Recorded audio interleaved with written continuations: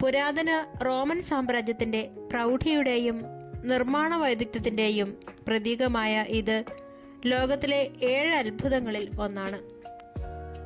AD 72 Vespasian എന്ന Roman ചക്രവർത്തിയുടെ കാലത്താണ് ഇതിന്റെ നിർമ്മാണം ആരംഭിച്ചത്. AD 80 അദ്ദേഹത്തിന്റെ മകനായ തീത്തോസ് ചക്രവർത്തിയുടെ കാലത്ത് നിർമ്മാണം പൂർത്തിയായി.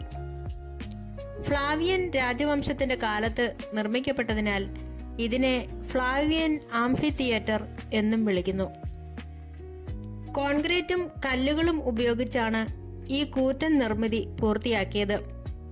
ലക്ഷക്കണക്കിന് ജൂത അടിമകളെ ഉപയോഗിച്ചാണ് ഇത് നിർമ്മിച്ചതെന്ന് ചരിത്രം പറയുന്നു. പുരാതന റോമിൽ ജനങ്ങളെ രസിപ്പിക്കുന്നതിനുള്ള ഒരു പ്രധാന വേദിയായിരുന്നു ഇത്. ഒരേ സമയം 50,000 മുതൽ 80,000 വരെ കാണികളെ ഉൾക്കൊള്ളാൻ ഇതിനു സാധിക്കുമായിരുന്നു. അടിമകളോ കുറ്റവാളികളോ ആയ യോദ്ധാക്കൾ അഥവാ ഗ്ലാഡിയേറ്റർമാർ പരസ്പരം ജീവനായി പോരാടുന്ന ക്രൂരമായ വിനോദമായിരുന്നു പ്രധാന ആകർഷണം. സിംഹം, പുലി തുടങ്ങിയ വന്യമൃഗങ്ങളെ കൊണ്ടുവന്ന് മനുഷ്യരുമായി പോരാട്ടങ്ങൾ നടത്തിച്ചിരുന്നു. 10,000-കണക്കിന് മനുഷ്യരും മൃഗങ്ങളും ഈ മണ്ണിൽ ചോര ചിന്തി മരിച്ചിട്ടുണ്ട്.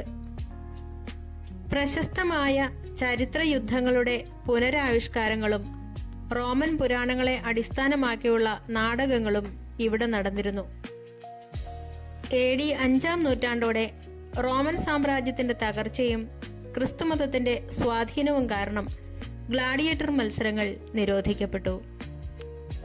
പിന്നീട് വന്ന ശക്തമായ ഭൂകമ്പങ്ങൾ കൊളോസിയത്തിന്റെ വലിയൊരു ഭാഗം തകർത്തു.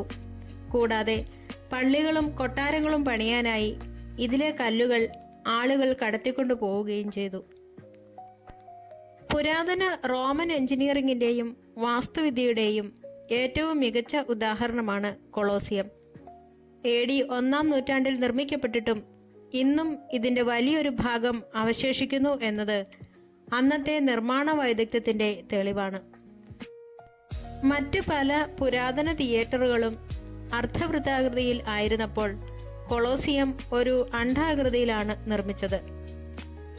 ഇതിന് ഏകദേശം 189 മീറ്റർ നീളവും 150